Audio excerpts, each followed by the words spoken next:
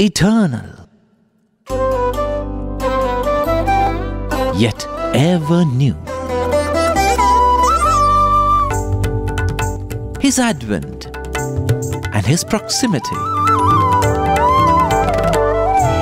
His mystical leelas and His songs. Every mischief and miracle, a message memorable.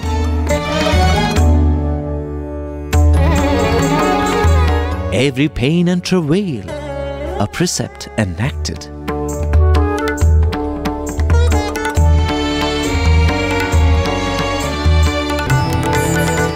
As the bud blossomed to reveal 1,000 petals, it can only be said that the fragrance of the first few years was unique.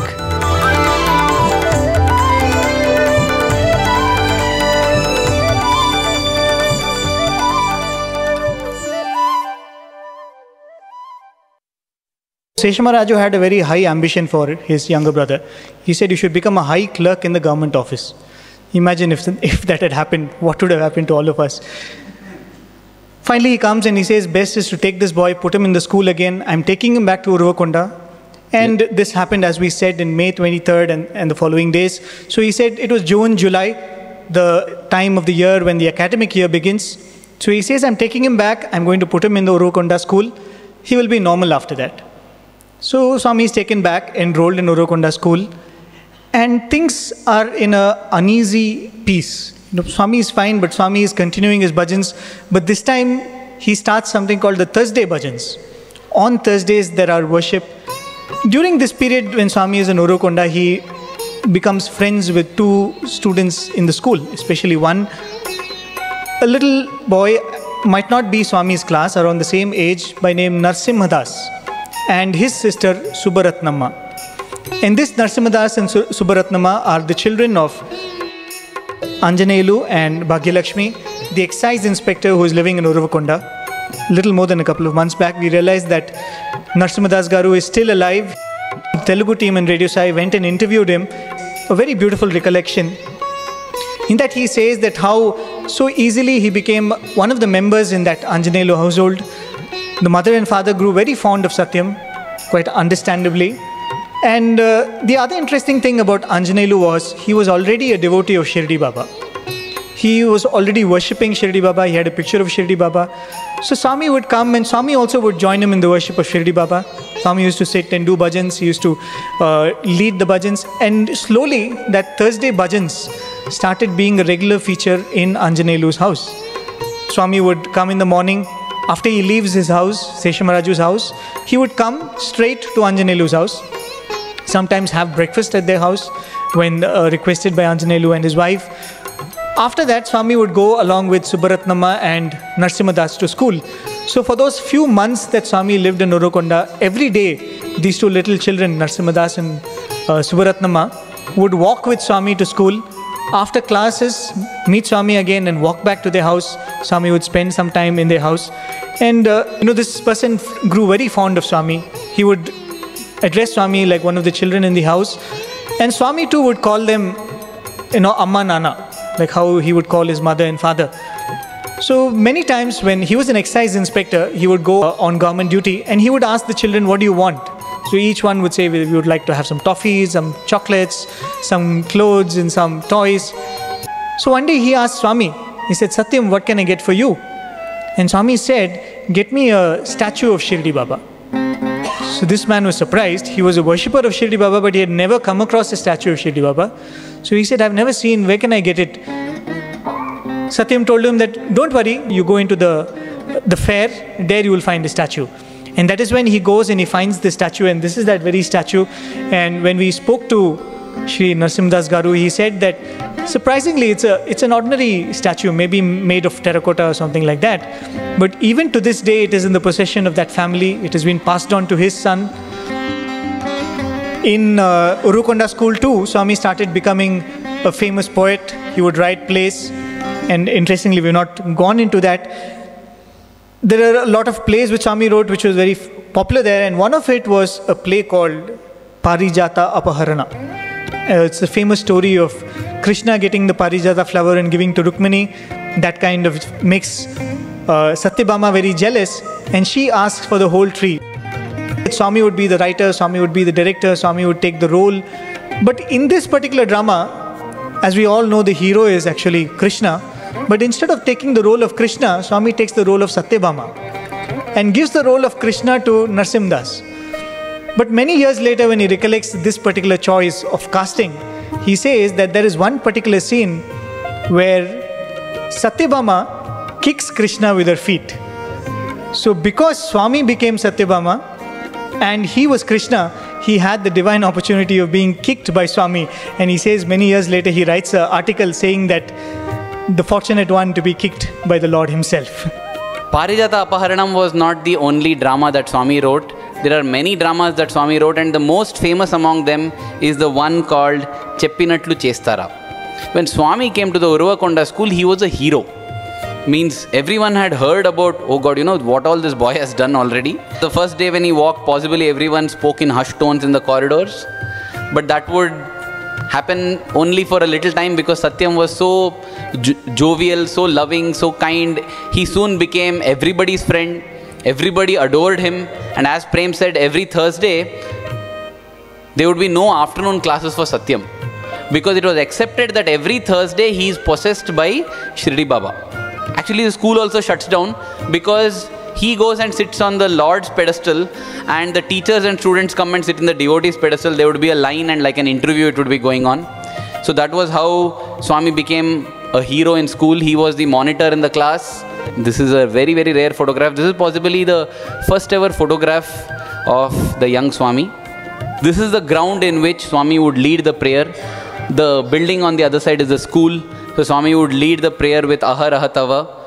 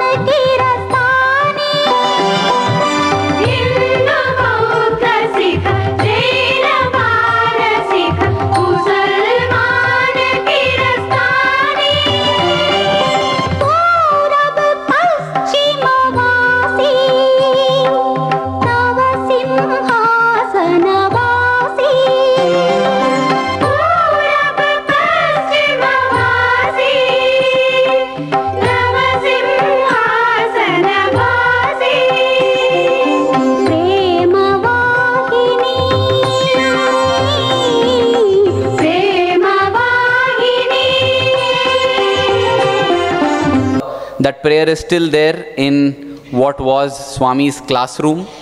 Swami's classroom has been converted into a little mini shrine there, and today it is the staff room.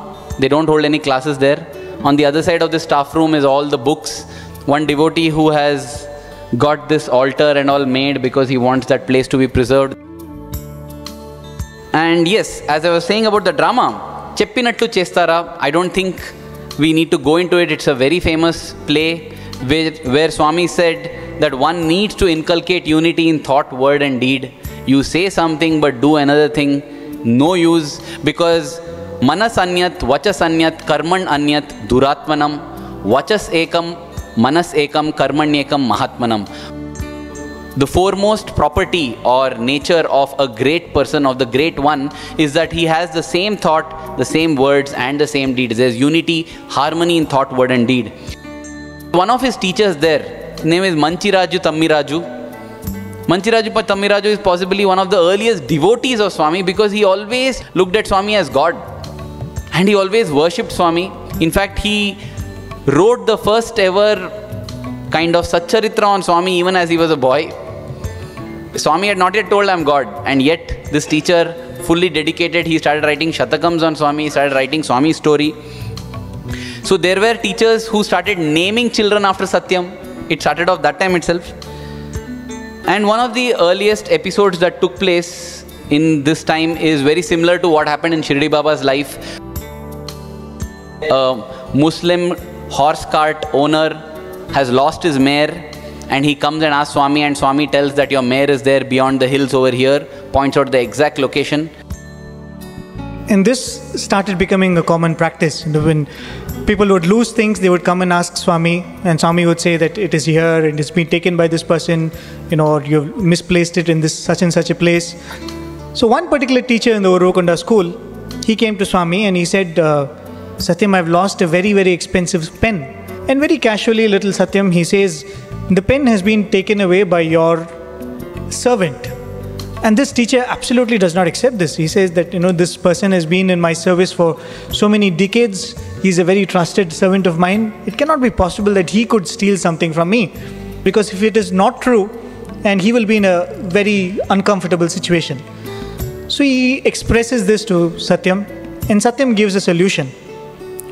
Many years later, when Swami would talk to students, Swami would say, no, Bhakti Yoga, Karma Yoga, Jnana Yoga and all those other things are fine. There's one special yoga which you have to learn. And Swami would say, Adera, Knack Yoga. You should speak obligingly. You may not always be able to oblige, but you should speak obligingly. So Swami would say that Knack Yoga, all of you have to learn. And that is what Swami taught here in this particular thing. Because Swami suggested to this teacher, he said, all right, don't ask this man directly, but you write a letter as I am telling you. So Swami dictated a letter in which this person is actually writing as though the servant is sending a letter to his son who's studying in Anantapur. So the letter reads that hope you're fine, hope you're studying well and all that. And there it is written, are you keeping the gift I gave you carefully? Please be very careful, it's a very expensive gift. Okay, these lines are written, and this letter is posted to this servant's son who's studying in Anantapur. Now this boy, he receives the letter, he knows that his father is illiterate. Father does not write letters. He always dictates to somebody who writes it and gives it to him, and it's posted.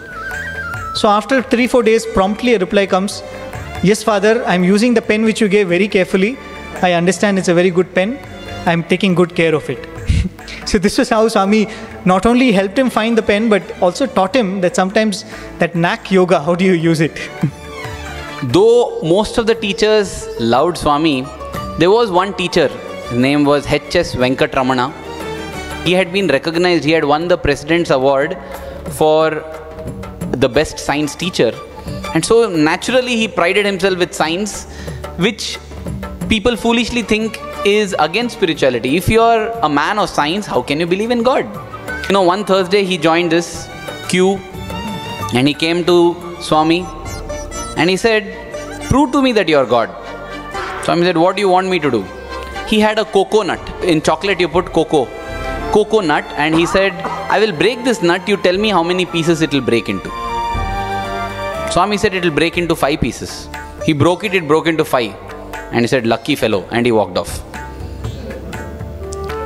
And after some time, it so happened that this same Venkatramana became very, very sick. He had severe stomachache, high fever, and nothing seemed to be working. That is when his wife told him, Swami often says women have far greater devotion than men. Once in Trai he was narrating the same, speaking about a lady who is putting rangoli outside, said, I've not spoken to her from years. I need not speak to her also, yet she will come. But you people, I don't know, if I don't speak, you leave me and go off. So I have to speak to you. While it is an honor and privilege that we get to depend physically on Swami, it is a greater honor and a greater privilege if we can lead our lives in such a manner that Swami depends on us. So it was the case there also. The wife said, you go, that is God. And she came to Swami. She joined the queue one Thursday. And when she came, even before she could speak, Swami said, I know why you have come. He materialized Vibhuti and said, you give this to your husband. He'll be fine. He was fine and then became a staunch devotee of Swami. We spoke about Abdul Khader. Abdul Khader was that student leader who had actually held Swami when he got his fits and all that. This was the time when India was really getting ready to overthrow foreign rule. So he wanted to ask Swami, Swami, I want to join this movement. We will get independence, right? Swami told him, irrespective of what it is, on the 15th of August 1947, India will get Purna Swaraj. It was only after India actually got Purna Swaraj on 15th August 1947 that Abdul Qadir broke down. And you know, there are many like this. One more incident that comes to mind is a little later, we're going to the Pathamandiram days in 1950, the January of 1950. One of Swami's sisters, the younger one, she was expectant and she was about to deliver. If I remember right, it was the 14th of January and there was some complication in the delivery. Swami was in the Pathamandiram and they were wondering what to do. There was no doctor nearby. Swami said, I will come. And they were wondering, how can you allow a man into a woman's delivery room? He puts his foot inside the room, closes both the door on his foot and says, do whatever, it will be fine. And a girl child is born. And Swami says, I will name her.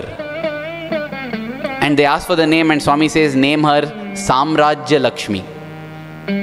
And they ask Swami, Swarajya Lakshmi. Because she is Lakshmi born in independent India. 1950 India was independent. Swami said, no, no, no. Samrajya Lakshmi. They verify once again and because Swami insists, they have named her Samrajya Lakshmi. India becomes a Samrajya. India becomes a republic on the 26th of January 1950. Many years later, I remember once in Trai, it seems Swami came out and Swami told the devotees around that this morning, such and such a devotee who lives in Delhi, he had a heart attack. So all those people around were very surprised. So Swami said, don't worry, I've taken over it myself. I was sick a little in the morning, but now I'm fine. So I've taken it over, he's fine now. So immediately after darshan, these people go up and they call up this particular devotee and they said, are you fine? This is what Swami said. The Swami said, you're having a heart attack. And that man had no clue. He said, I'm absolutely fine. I didn't even have discomfort, forget about attack or pain. So in the afternoon, they come back to Swami and they said, Swami, we actually called this person and he asked. And Swami's reply was very beautiful. He said, when I've decided to take it over, you think I'm going to give him side effects and then take it over? So many times, Swami would have done so much for each one of us sitting here, but it is very few times when Swami shows, when Swami reveals, when Swami lets us know that he has done something which is so special. You know, we're talking about the school days of Swami, Uravakonda days, Bukkapatnam days. It is quite understandable that many of these little children who are Swami's classmates, little children who, as Arvind was saying, who were hero worshipping Swami in the school, would have later come back to visit Swami, isn't it? After Swami had established himself, there was a mandir, there was Prashanti Nilayam. One such boy was a Muslim student who was studying in Uravakonda. His name was Miran Moinuddin. One day he had come. He thought that maybe Swami might not recognize me because he's become a Sathya Sai Baba, right? He's quite renowned not only in Puttaparthi, not only in Anantapur. People from Bangalore and Delhi and Chennai and all are coming. So he comes and he becomes part of the devotees group there sitting. And Swami comes and calls him by a name which just that one word is enough. He knows that Swami has recognized him absolutely perfectly. Why? Because when those Uravakonda days, when Swami used to do the Thursday bhajans, a lot of these classmates used to come. They also used to take part in bhajans because you never know, with Swami, every moment is a surprise. So all these little children would come for that excitement. You don't know when Swami would materialize something, when Swami would give something.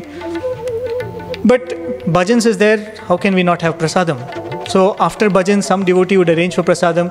Most often the Anjaneyulu household. Some of the people, they had issued orders that if anyone sees our children with this Sathyam, you catch them and give them a sound beating. So all these children used to be very scared. Therefore, Miran Moinuddin, whom Prem was speaking about, had been assigned the duty of a watchman. And the minute anybody is coming, he'll give a warning so that everybody can disperse.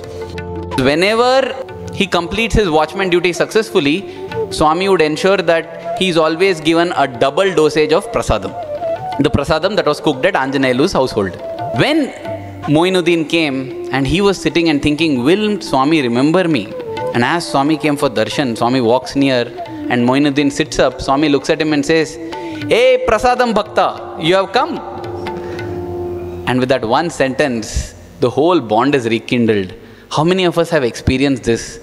Where Swami with one look, one word, one smile, one expression kindles in us an eternity of love and connection, and we begin to feel that, you know what, Swami took avatarhood only for my sake. When we started the first day, we started with a small poem which Swami says, where Swami says, "Tanavari gurtimpa tarali vache." He said, "I have come to recognize those that belong to me, those that were always mine, those that are mine, those that always shall be mine." Many years later, one of our students, he had completed his studies. He decided to stay back here. But for some reason, Swami told him that this is not the place for you.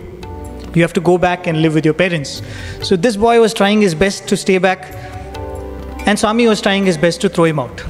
So Swami would come and give him all kinds of threats. Swami called him for an interview and told him very calmly. He did not hear. Swami told him very rudely. He did not hear. Swami said, "You won't sit with boys anymore, sit with devotees." He did not hear. He was told that you should go back home. He went and came back the very evening. So Swami didn't know what to do with this boy.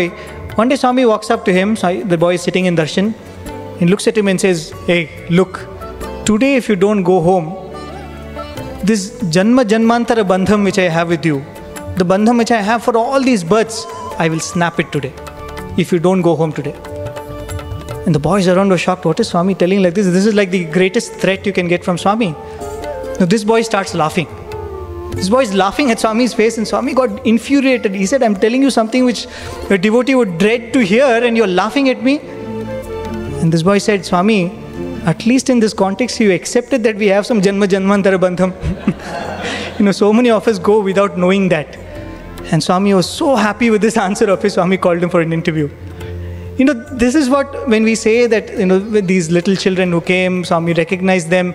Swami recognized many of his classmates and class teachers who came later, because Swami was here verily for that. He said, "I have come to recognize those that belong to me.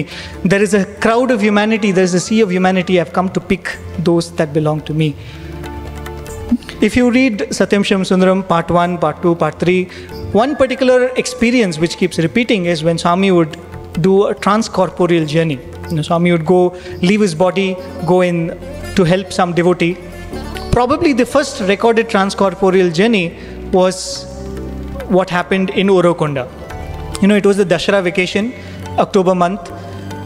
Sushilama Garu, the sister-in-law of Swami, she had taken her 2 children and gone back to Kamalapuram, which was her mother's place, for the vacation. One fine day, Sathyam and his brother Seshama Raju were sitting and having their lunch. It was around 11 o'clock in the morning. They get a telegram saying that, "Baby very serious, come immediately with Sathyam." This was a telegram from his wife. Swami is just eating his food. Swami actually falls into a faint. And then after a few minutes, Swami comes back and Swami says, "Let us start, but by the time we reach there, the child will be all right." And they take up the journey. They go to Kamalapuram. When they go to Kamalapuram, as Swami said, the child is absolutely fine. Playing, in fact. Playing in front of the door when they reach, actually. So when they ask Sushilama Garu, "What happened? You said the child is serious, but now the child seems to be normal." And then she says that around 11 o'clock, after we sent you that telegram, one particular sadhu came. We asked him, "Where are you coming from?" Apparently, he must have come from that train which goes from Bombay to Chennai, because that is the only train which goes through Kamalapuram that time. And he said, "I'm coming from Shirdi." He was a sadhu. And he gave vibhuti or udi, whatever it was. After administering it, he's fine. Then Seshama Raju realizes that exactly that 11 o'clock which was being described here, that was the very time that Sathyam actually fell into a faint. So probably this was the first transcorporeal journey of Swami which was recorded. And that happened in Uravakonda too.